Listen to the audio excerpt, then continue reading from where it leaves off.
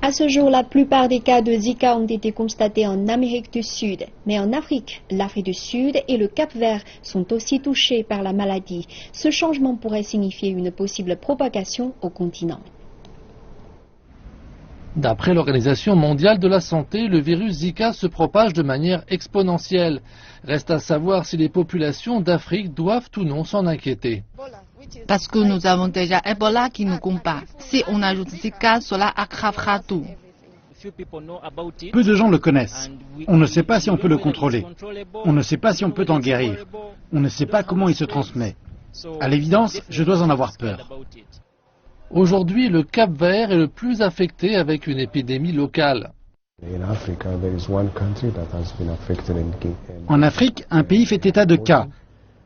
Il s'agit du Cap-Vert, au large de l'Afrique de l'Ouest. Un pays insulaire dans lequel un nombre élevé, plus de 10 000 cas, ont été signalés entre octobre et janvier. En Afrique du Sud aussi, un cas a été constaté, un homme d'affaires sud-américain. La couleur rouge signale un risque élevé, le jaune un risque modéré et le vert un risque faible. Le moustique qui transmet le virus Zika se trouve sur l'ensemble du continent. Le cas sud-africain met d'ailleurs en lumière la menace potentielle représentée par les déplacements humains.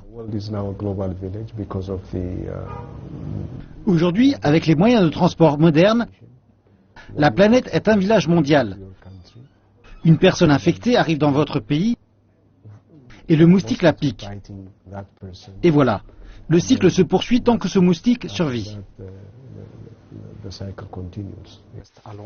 Cependant, certains mettent en doute le risque soulevé par l'Organisation mondiale de la santé.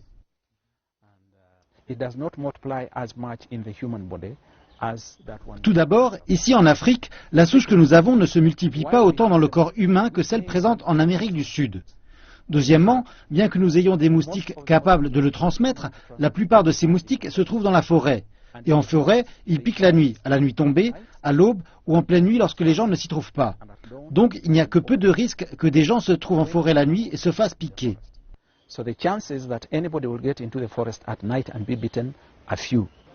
Pour réduire le risque, rien ne vaut la prudence et cela commence chez soi.